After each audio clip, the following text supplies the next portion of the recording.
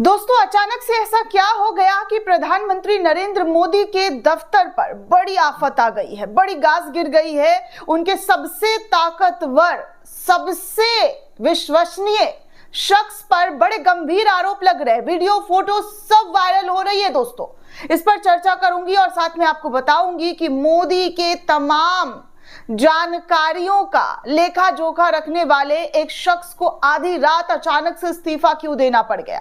आखिर ऐसी क्या नौबत आ गई कि आधी रात को इस्तीफा देना पड़ा है। ये तमाम चीजें इस वक्त की सबसे बड़ी खबर बनकर निकलकर सामने आ रही है। एक तरफ पुतिन के आगमन की तैयारी चल रही है देश में, तो वहीं दूसरी तरफ प्रधानमंत्री कार्यालय में खलबली मचा हुआ है, क्योंकि फोटोज, वीडियोज, स्क्रीनशॉट्स तक सब कुछ कांग्रेस ने सामने लाकर रख दिया है और बड़े गंभीर आरोप लगाए हैं। वो आरोप क्या है आपके स्क्रीन पर। दरअसल दोस्तों, आपको बता दूं कि डॉक्टर हिरेन जोशी, जो प्रधानमंत्री नरेंद्र मोदी के सबसे करीबी सहयोगियों में से एक सहयोगी माने जाते हैं और पीएमओ यानी कि प्रधानमंत्री कार्यालय में संचार एवं सूचना प्रौद्योगिकी CNIT के विशेष कर्तव्य अधिकारी OSD के रूप में कार्यरत है। हाल ही में एक बड़े राजनीतिक विवाद के केंद्र में वो फंसते हुए नजर आ रहे हैं। 3 दिसंबर 2025 को कांग्रेस के प्रवक्ता पवन खेड़ा ने एक प्रेस कॉन्फ्रेंस किया और उस प्रेस कॉन्फ्रेंस में जोशी पर बेहद गंभीर आरोप लगाए। इन आरोपों में सट्टेबाजी ऐप में उनकी कथित हिस्सेदारी के बारे में जानकारी साझा की। इन आरोपों में कहा गया कि पीएमओ में बैठक, व्यावसायिक गतिविधियां चलाना, विदेशी हितों से संबंधित मामले, खासकर अमेरिका में बैठकें और पारदर्शिता की कमी जैसी तमाम चीजें शामिल है। ये आरोप सोशल मीडिया प्लेटफॉर्म X पर तेजी से इस वक्त वायरल हो रहा है। दोस्तों, जहां विपक्षी नेता और यूजर्स इन्हें पीएमओ पर सवाल बता रहे हैं, तो भाजपा और पीएमओ की ओर से अब तक कोई भी आधिकारिक जवाब नहीं सामने आई है, जिसमें अटकलें तेज हो गई है। जोशी को मोदी के आंख और कान माना जाता है। अब आप समझ सकते हैं दोस्तों, हिरेन जोशी को मोदी के आंख और कान माना जाता है। मोदी के लिए ये कितना इंपॉर्टेंट है ये शख्स, इसी बात से आप अंदाजा लगा सकते हैं, क्योंकि खबरों में, आर्टिकल्स में ऐसी ही जानकारी बताई जा रही कि देखिए, मोदी के सबसे विश्वसनीय शख्स में से एक शख्स हिरेन जोशी है, जो हर तरीके से मोदी के साथ जो है साया बनकर रहते हैं। उनके तमाम कामों का देखरेख इनके ही जिम्मे है। अगर ये ना हो तो मोदी का काम रुक जाए, ऐसी वाली स्थिति है। और अब इन पर गंभीर आरोप कांग्रेस के प्रवक्ता पवन खेड़ा के जरिए लगाई गई है। कहा जा रहा है दोस्तों कि उनकी डिजिटल रणनीति और मीडिया प्रबंधन का जो है ये प्रमुख चेहरा है। डॉक्टर हिरेन जोशी का जन्म लगभग 1970 के दशक में राजस्थान के बांसवाड़ा जिले में हुआ था। कुछ स्रोतों के अनुसार उनका संबंध राजकोट या पुणे से भी बताया जाता है। वो मूल रूप से इलेक्ट्रॉनिक्स इंजीनियर हैं, जिन्होंने पुणे से इलेक्ट्रॉनिक्स इंजीनियरिंग में डिग्री प्राप्त की है। इसके बाद उन्होंने भारतीय सूचना प्रौद्योगिकी एवं प्रबंधन ग्वालियर से PhD की उपलब्धि हासिल की है। शिक्षा पूरी करने के बाद जोशी ने राजस्थान की भीलवाड़ा स्थित माणिक्य लाल वर्मा टेक्सटाइल एवं इंजीनियरिंग कॉलेज में इलेक्ट्रॉनिक्स और कम्युनिकेशन इंजीनियरिंग के असिस्टेंट प्रोफेसर के रूप में कार्य किया है। उन्होंने यहाँ 18 सालों से अधिक का समय जो है दिया है, पढ़ाई जो है यहाँ पर बच्चों को पढ़ाया। तकनीकी विषयों में विशेषज्ञता जो है हिरेन जोशी की काफी तेज मानी जाती है। इस दौरान वो एक सामान्य सेक्शन जीवन जी रहे थे, लेकिन उनकी तकनीकी कुशलता और उनकी राजनीति क्षेत्र की ओर जो है उनको मोड़ देता है। मोदी से जुड़ाव की बात कही जाए तो 2008 से पहले हिरेन जोशी का कोई प्रत्यक्ष राजनीतिक जुड़ाव था ही नहीं। वो मुख्य रूप से शैक्षणिक क्षेत्र में सक्रिय थे, यानी कि पढ़ाई लिखाई वाले क्षेत्र में जो है सक्रिय थे। 2008 की बात की जाए तो जब गुजरात CMO यानी कि मुख्यमंत्री कार्यालय में एक तकनीकी समस्या उत्पन्न हुई, तो मुख्यमंत्री मोदी के ब्लॉग या वेबसाइट पर कोई तकनीकी गड़बड़ी आई थी, तो जोशी उस समय भीलवाड़ा में प्रोफेसर थे। तो इस समस्या का हल करने के लिए उनको वहां से गुजरात बुलाया गया था। उन्होंने तुरंत एक कस्टम सॉफ्टवेयर विकसित कर समस्या का समाधान जो है मोदी के लिए किया था। जिससे मोदी जी काफी प्रभावित हुए थे। इसी घटना ने मोदी को डिजिटल उपस्थिति यानी कि ब्लॉग, वेबसाइट और ट्विटर, फेसबुक संभालने के लिए चुनाव किया था। तब से गुजरात सीएमओ में ओएसडी के रूप में वो शामिल रहे। वहां उन्होंने मोदी के शेड्यूल के लिए विशेष सॉफ्टवेयर बनाया जिसमें समय प्रबंधन, डुप्लीकेट बैठकों से बचाव, फॉलो अप और आगंतुकों यानी कि विजिटर्स को शॉर्टलिस्ट करना जैसी तमाम चीजें शामिल थी। उन्होंने मोदी के ट्विटर को उर्दू, कन्नड़, जापानी, संस्कृत आदि भाषाओं में अनुवादित करने का भी काम किया है। तो ये जो है इनको लेकर बहुत बड़ी जानकारी सामने आ रही है कि ये सबसे बड़े जो है मोदी के रक्षक के तौर पर कह लीजिए या उनके सारे जितने चीज़ें हैं, उनकी जो पर्सनल चीज़ें हों, प्रोफेशनल चीज़ें हों, ये सब इनको पता है।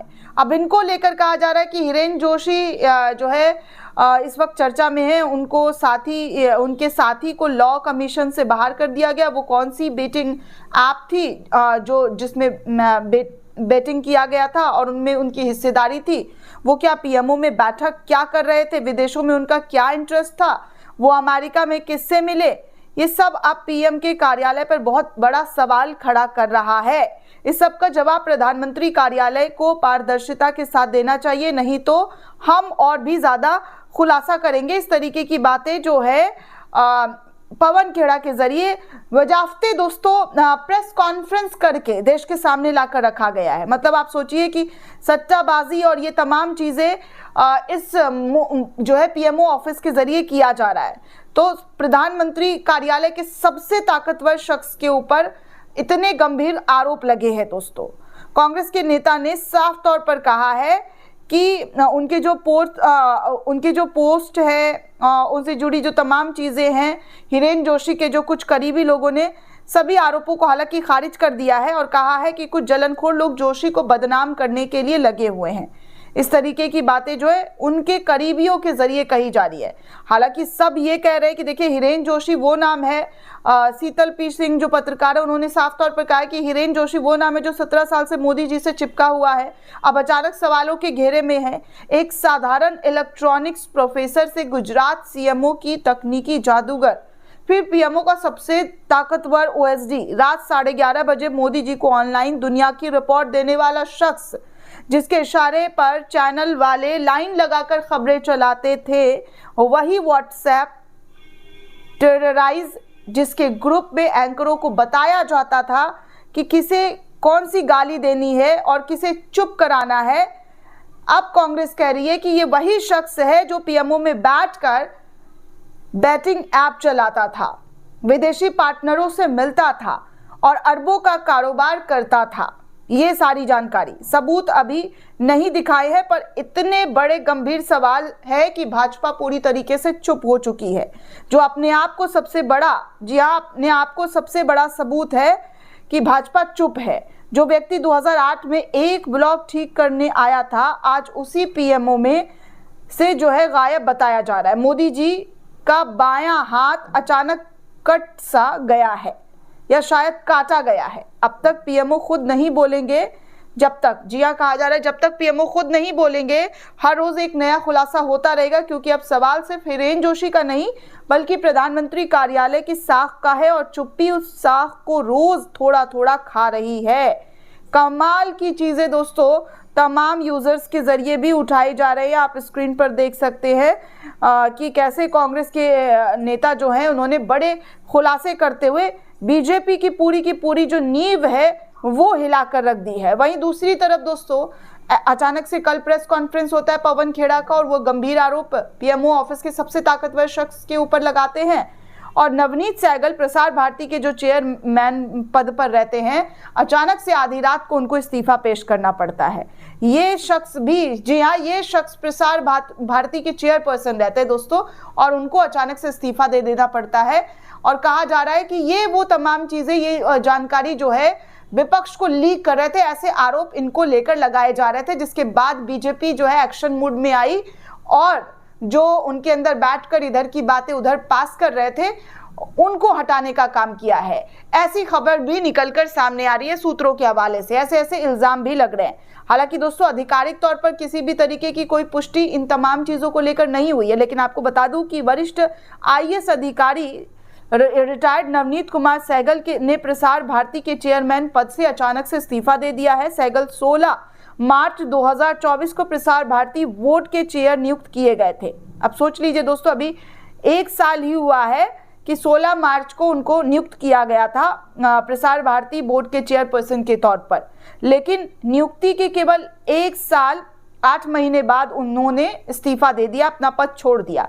सूत्रों के अनुसार उन्होंने 2 दिसंबर को अपना इस्तीफा सौंप दिया था, जिसे सूचना एवं प्रसारण मंत्रालय ने प्रसार भारती अधिनियम 1990 की धारा 7(6) के तहत तत्काल प्रभाव से स्वीकार भी कर लिया।